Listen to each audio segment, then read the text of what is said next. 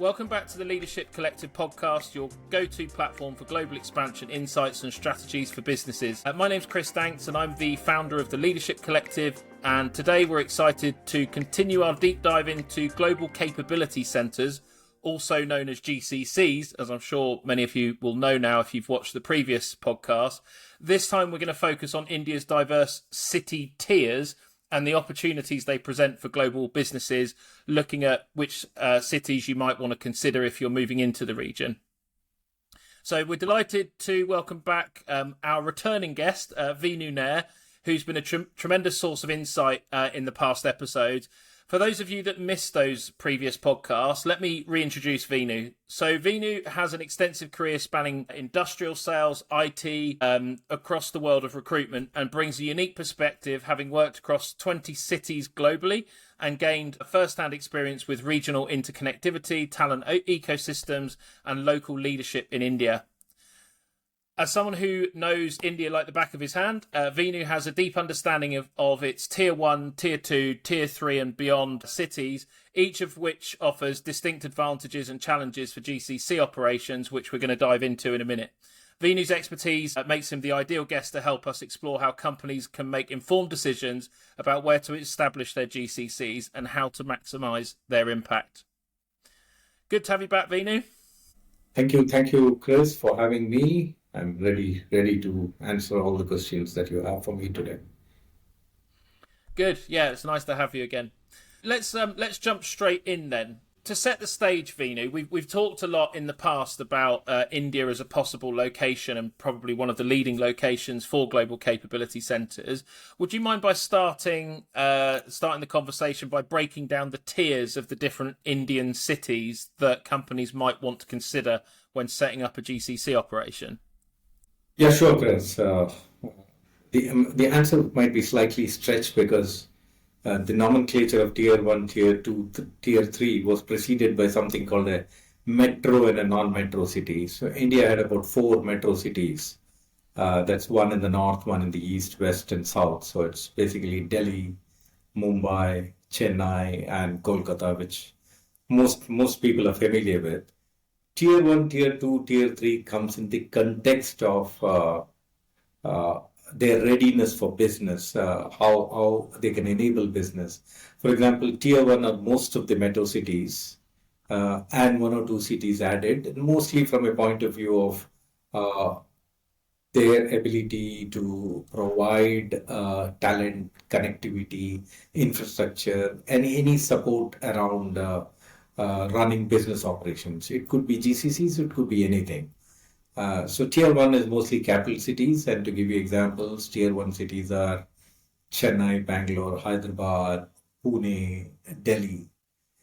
These are Tier 1 cities. Tier 2 is very close to the capital city of any of the states. India has got about 29 states, and they're very close in terms of proximity to the capital city. They do not have an abundance of talent and infrastructure, etc., but they're very promising. That's why Tier 2 cities are called what they are. And Tier 3 are the emerging ones, cities which are remote. They have a little bit of connectivity, but they have one of the positives very strongly. Either they have talent, they have stable, they have a great ecosystem, or there is some other industry already functioning there. So there could be a garment cluster, there could be an automotive component cluster, or there could be anything that they support globally. So there is industry present in some form, there is talent available. So Tier 1 is the largest one, Tier 2 is the mid-tier, and Tier 3 is the smallest of the contenders for Tier 2. Vinu, what are the defining features of Tier 1, Tier 2 and Tier 3 cities in India, and how do they impact GCC operations? I mean, I have stressed multiple times in our discussions that the number one thing about setting up anywhere is the talent. So talent is the number one outlook of anybody wanting to set up in a Tier 1, Tier 2 or Tier 3. Obviously, it's there in Tier 1, but how much of it is available in Tier 2 and Tier 3 decides if you want to choose one of those cities. The second one is the ecosystem around setting up a GCC. By ecosystem, I mean the whole things that come into play to help set up a GCC. It could be hospitals, it could be schools for children, it could be colleges that feed into the GCCs and employees. And it could be airports or the nearest airport. And what's the future plan of the city to grow in future? So apart from that, is the government promoting a particular territory? Because some of the governments, like in India, I always mention there are about 29 to 30 states, and government takes up initiatives to support one of the tier 2 or tier 3 cities to enable them to attract businesses. So these are factors that are to be kept in mind when you're choosing a tier 2 or a tier 3 city. Obviously, tier 1 has got everything. Okay, very interesting. And when you're deciding on that location, how does the scale and the purpose of the operation influence the choice between the different options? Uh, I mean, my advice to anyone who wants to set up a GCC in a tier 2 or a tier 3 city would be set it up as an expansion of what you have in a tier 1 city. Because in tier 1 city, you've got your act together, you've had your leadership in place, you had your critical team members in place, you started delivering service, and then you're looking at a tier 2 or a tier 3 city to either optimize your costs, point number one. Point number two, I mean, we are all getting into a phase of extreme weather, right? Chennai as a city is very large, but at least 3 working days a year, we are shut off because of extreme rains. So business continuity is one of the reasons why people would look at a tier 2, tier 3 city. So that's topmost. And then there are other factors which decide tier 2 cities or tier 3 cities. It depends on company's objective. If they want to do some corporate social responsibility, going to a tier 3 city makes sense because they would be catering or they will be helping people of that area grow. The region will become the region will benefit from a lot of jobs being created. The youngsters over there have some ambition and a target company to get into. So this could be some of the reasons, but primarily it is driven by costs, and primarily it's driven by business continuity plans. And of course, the other factors that I told you just earlier about the ecosystem.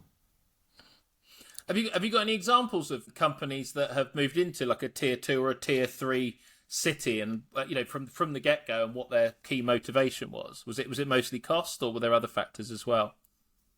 Yeah, it's not so common, but yes, companies have started doing that. I can think about maybe 2 companies. One of them is a very interesting one. This is a uh, uh, global engineering company. They are into various verticals, one of them being aero, one of them being automotive and chemical components, etc., chemicals, etc. And they had a tier 1 GCC center for about 10 years. And they toyed with the idea of setting up something in a tier 3 city. They had a reason to do that, and then out of the blue, in 2 years, they grew from 0 to 500 in a tier 3 city. And when I was meeting the CIO in one of the meetings, he said, we may need your help in recruitment in tier 1, but not in tier 3, because they said that it's one of the most attractive things, places to work. Their company was one of the most attractive companies to work in that entire region. So they are able to attract talent, select what they want to have, and attrition is not even in single digits. So he was mighty happy with that decision going to a tier 3 city. And I know from another experience, one of my clients wanted to set it up in a tier 2 city. This is a Belgian company. They've been present in a tier 1 for about 12, 13 years. And then they said business continuity, cost rationalization, diversity in talent, because India, most of the talent is centered around languages. So diversity in talent, they wanted to set up one more city. They chose one of the tier 2 cities, set up something, and they're pretty happy with what they have done. So I can't name the companies, but both these instances, they had a GCC in tier 1, and then they either moved to tier 2 or tier 3. Can you name which cities or regions they moved into, just out of curiosity? One of them moved into a city called Madurai, which is in south of Tamil Nadu, and the other one too is a Tamil Nadu state, which is a city called Coimbatore. And Coimbatore is in the west of Tamil Nadu, and it borders both Tamil Nadu and Karnataka. To make it easier, very close to Chennai and Bangalore. So it's equidistant from both the places, and both these cities had a huge industrial base already. Okay, I see. They've sort of built off that, okay, and attracted talent from it. What does the talent look like? Outside of some of the tier ones, is the quality of talent the same, or does it require more work to bring people up to speed in certain roles, or do you get access to the same level of niche talent that I know is a big reason people move into some of the tier one cities? I mean, I can give you based on examples that I do. Let's say one of my clients is setting up a 200-member team in a tier one city. Even in a tier one city, they will have to factor about 10 or 15% of the talent from outside the tier one city, in the sense that the talent is not available locally and they have to move to another city, or they have to move from another city or base them in another city. We call it hybrid work. So when you keep that in mind, tier one cities itself is not self-sufficient in terms of talent. So tier two obviously starts from a talent deficit. But the important thing to note is that tier two talent gets attracted to that city either because they are promoted from a tier one city and go on to a nice leadership -1 role in a tier two city, making it slightly complex. You're already working with the tier one city. With the GCC, when they decide to set up in a tier two city, you are elevated in your role and then you're sent to a tier two city. So you go there. That's one option. The second one is there are people who are working in various cities in India who want to come back to their hometown, which could be the tier two city that a client intends to set up. So you're attracting talent which wants to come back to their hometown. So that's one of the bases. And the number 3 reason why people set up in a tier 3 city is they can create talent out of nothing in those cities. They can go to colleges, hire talent, train them, because the attrition is so low and the cost is so low. So over a period of time, in 2 or 3, you're filling up the bottom part of the pyramid with local talent, which is more loyal and they love the brand, they love the company, they love the earning that they have. And it's not as thankless as being in a tier 1, where it's a given that you get a job in a multinational company and you're paid X amount of money. So if you understand the lifestyle of a tier 2, tier 3 city in India and what it means to get a multinational company job, a stable job where you're trained, you have skills, and then you go on to serve global customers, you will understand the aspiration and why people get glued to that jobs. Interesting. What percentage of organisations would you say have 2 GCCs then in India, as opposed to just having one in the main hub, for example? Yeah, I think I put that number between 30 and 40%.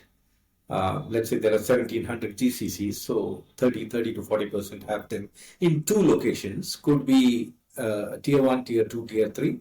But these days, a lot of companies are thinking in terms of tier 2 and tier 3 cities. Okay. And just actually one thing we should probably clarify, at least on the tier ones, where are all the main tier 1 cities for those people listening in, and we're talking about the tiering, but would you be able to share that? Maybe after this we can share more details on tier 2 and tier 3 options, which are obviously from people that come from further afield, maybe a bit more obscure and unknown. So where would you say are the tier 1 cities now, just to clarify?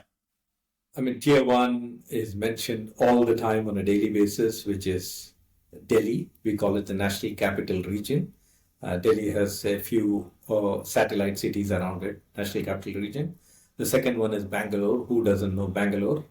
There are t-shirts saying, I was Bangalore, which means he lost his job and it was set up in Bangalore.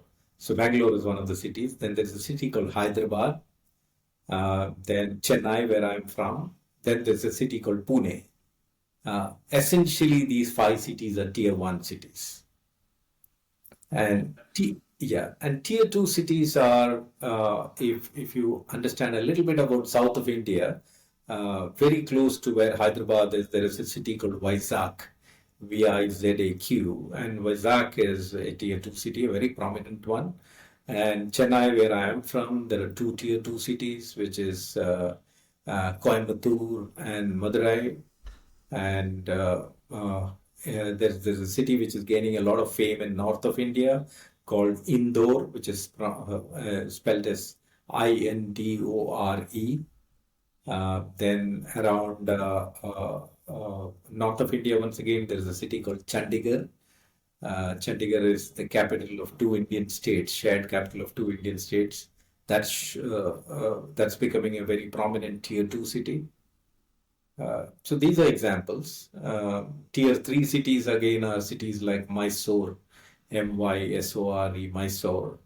And then there is a city called Tirunelveli in the south of India, Trivandrum, Cochin.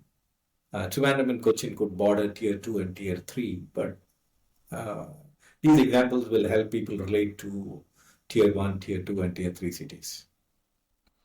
Thanks. Yeah, I think most people will know the certainly the tier one cities, even if they've not been to India before. But it's really just trying to understand what those tier one cities are for GCC. So that was very useful. How do companies? So we talked a little about retention. You were saying actually in some of the tier 2 and tier 3 cities, retention is not really the major problem, given that there's people have, I suppose, fewer options. It helps them find the job that maybe they're looking for. The pay might be better, of course, than what they'd otherwise experience in those locations. Are there any other sort of specific challenges about the locations? Is there a lack of talent in certain areas, or what are some of the challenges? Of course, there is a lack of talent in tier 2 and tier 3 cities, but just like anywhere in the world, tier 1 cities were only thought of as destinations to go and work. So people thought necessarily to grow their careers, they have to be based in tier 1 and tier 2. So the pandemic taught us how we can work remote, and some of the people went back to closer to their home in tier 2, tier 3 cities. They were continuing to work or providing the normal services. And then tier 2 and tier 3 became very attractive to them. So it's closer home. I mean, you can be closer to where your parents are, you have your friends, and you have people who you grew up with. The ecosystem is very, very comfortable for you. And if you have the other support systems around it, you may rather be based in a tier 2, tier 3 city. So that thought has grown into. So if someone wants to set up an operation in a tier 2, day one, you may not get the entire talent. But if you plan it over a period of time, let's say 0 to 18 months or 0 to 24 months, you get talent from 3 different sources that I mentioned. Number one is internally assigned talent to this place. Second one is get laterals who want to come back to their hometown. Third one is have talent that you can grow from campuses, hire people from campuses and train them. Vinu, we were on a previous podcast last week with a different guest, and they were talking about work-life balance and how that's become an increasing driver across India as a whole. Is that another reason why tier 2 and tier 3 locations are becoming more popular? Yes, I mean, across the world, tier 1 cities, there's a sort of fatigue that's built in. Take London, for example, Chris, where you're from. The commute time is roughly about 3 hours up and down, and maybe 15 minutes thrown in to walk to the tube station and back home. That's a lot of time. For 8 hours of work, you are almost putting in 40% of the time in commute. So there's practically no time left Monday to Friday. So we have become Monday to Friday. Most of us are occupied from 7:30 in the morning till 7:30 in the evening. But you go to a tier 2 city, you hardly drive for 15 minutes in India. And look at the time that you're saving. That's quality time each working day. And then you have the entire weekend for yourself. That's point number one. Point number two, the cost of living in tier two cities is much, much lower than a tier one cities. And number three, the luxury that tier two and tier three city provides in terms of enhancing your lifestyle. Chris, you can think of having a personalized tennis coach for yourself. You can think of a violin instructor coming home and teaching you violin 1 hour a day. You can think of a cook coming and teaching you South Indian cooking for 1 full month, and you would not even be paying a fraction of the cost that you would pay in a tier one city, and getting personalized attention and services. These are small things that I'm talking about. Plus, there is the bounty of nature to be explored. Depending upon the faith that you have religious places to explore. And if someone wants to give back to the community, if they are from there, tier two and tier three cities love your time, your money, your effort. So there is a way of giving back to the society. On that note, I should also tell you that some companies have adopted tier three cities because they think that that's the way of giving back to the society. In India, it's called CSR, corporate social responsibility. 2% of your annual profits, if you're a certain size, has to be given to CSR activity. You can choose how you want to spend it. So, I mean, imagine if you are a multinational company headquartered in London and you're talking, or there are press articles about how the part of that 2% is spent in a tier three cities, modernizing a school, a place of worship, or providing playing facilities, bringing down crime, or contributing to educational skill development in a region. This is one of the reasons that attract companies to tier three cities. I would like to add one more example, Chris, there. I hope I'm not overstating the benefits of tier three cities. I have a client which is a manufacturing customer, which is about 40 kilometers from where our office is, just outside Chennai.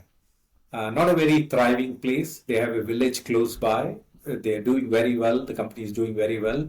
And I asked them what is their CSR responsibility. And he says that the village had a government school, village school, and they took responsibility of sprucing up the school, doing the building, painting it, building a toilet, nice little place for them to eat, doing their playground, etc. And the children are so happy, the parents are so happy. And the second thing they did is, India is a paddy country, south of India, they grow a lot of paddy. And paddy, when it's harvested, it has to be dried before it's processed. And they used to dry it on the road. So whenever there is traffic moving, you lose part of the paddy, or you have to move a little bit of the paddy to enable the traffic to move.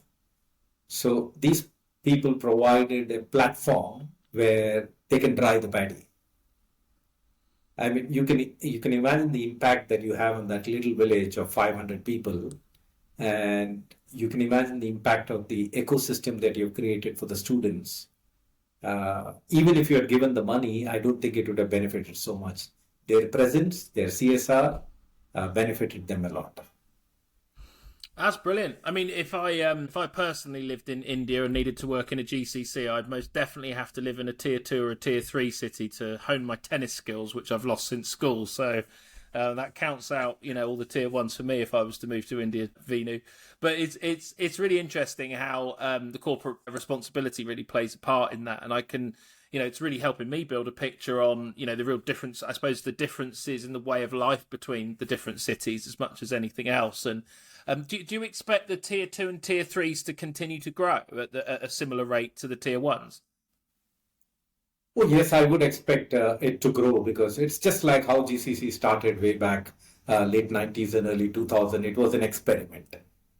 Okay, and it pulled along so well. The momentum is so much that we hear about, as I mentioned in one of the podcasts, one new GCC a week in India. So even if 50% think of the migrating to tier 2 and tier 3 cities, you take the jobs where the people are, you build an ecosystem, and out of nowhere, you're building tier 1 cities which are competing with much larger tier 1 cities.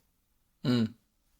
Interesting. Yeah, it'd be great to see how it develops. If you're, if you're a leader, so you're a CTO, an HR leader, CIO, maybe even a CEO, someone who's involved in considering where to set up a GCC. Let's say India's the chosen country. First of all, of course, there are plenty of other options from a country perspective.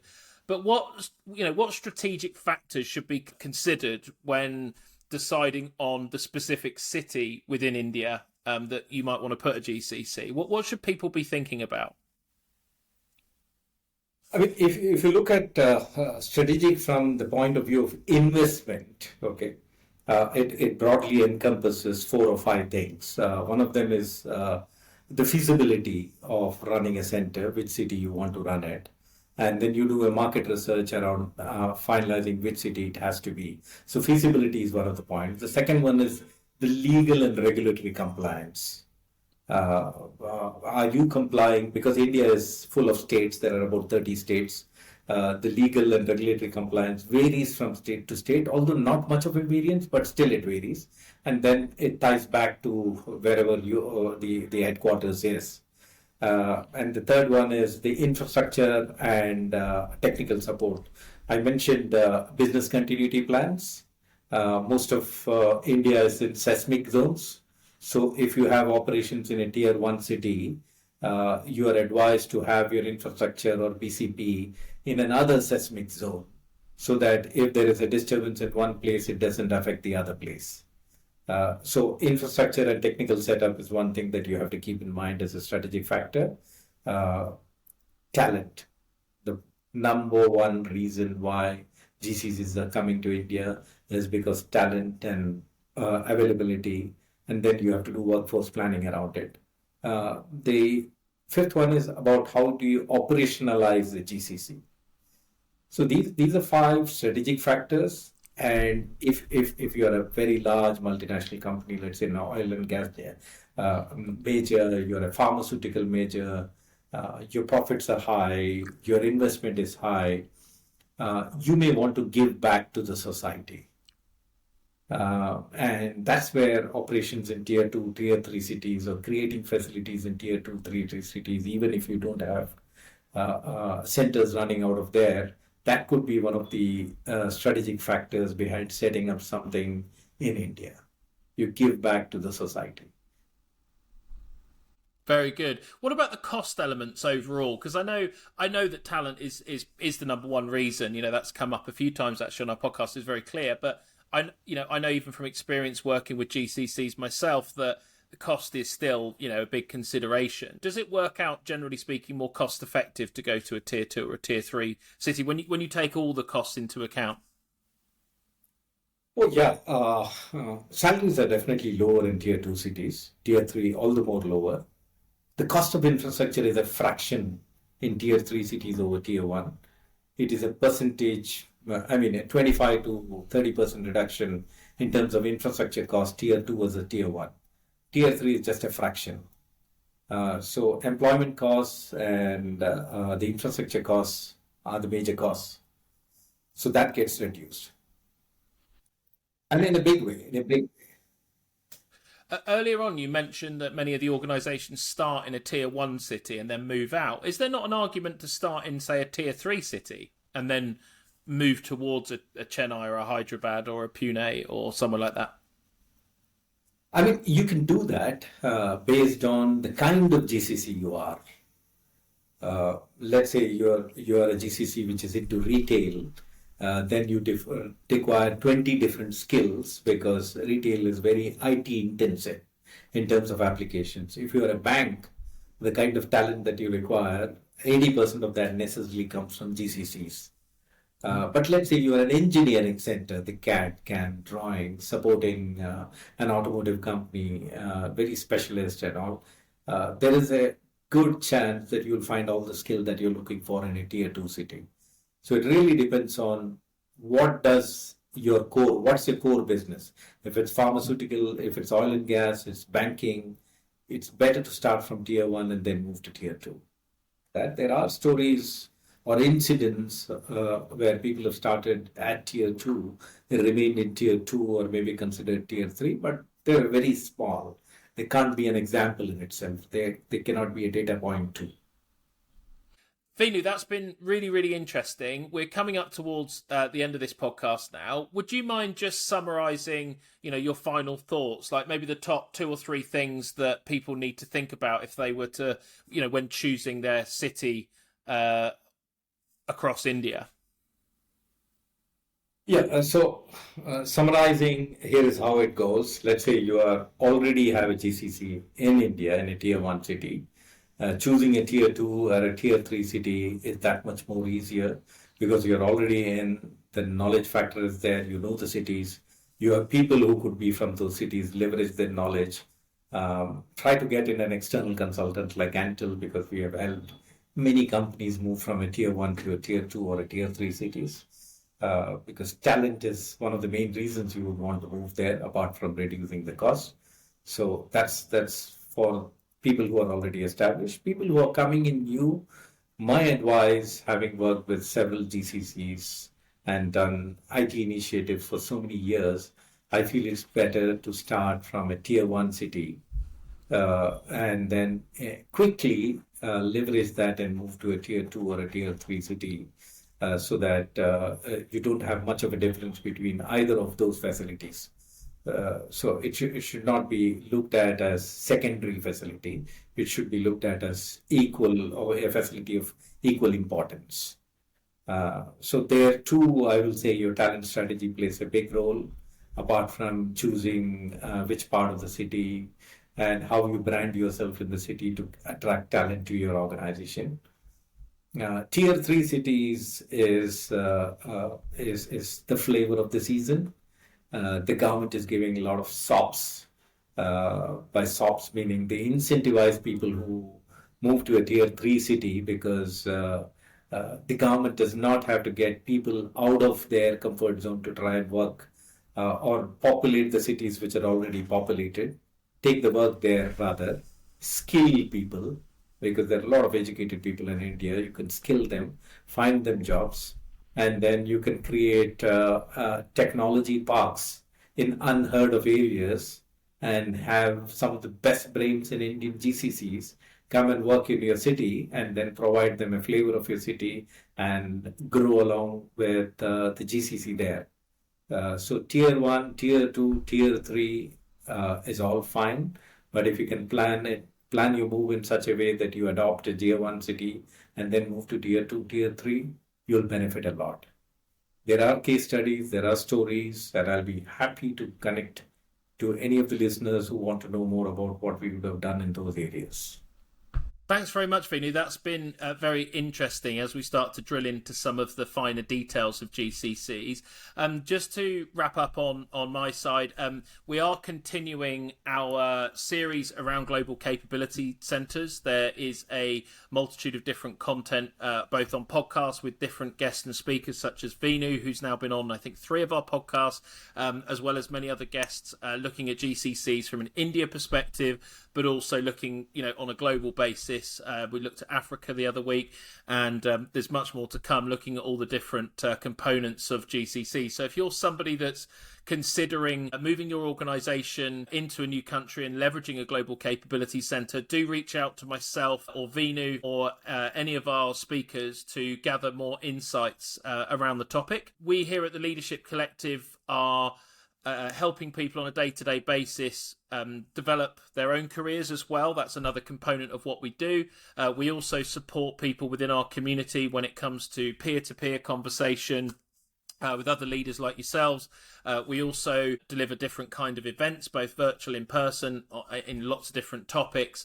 And we also have our global recruitment offering that enables organisations to expand on a global basis and help them recruit in different countries across different industries. So if any of those things are of interest, don't forget to sign up to the community at theleadershipcollective.global. I'll wrap it up there. Thanks very much again, Vinu, for being with us again today, and we'll see you on the next podcast. Thank you very much, Chris, and I hope the content will be beneficial to people who invest their time in watching this end to end.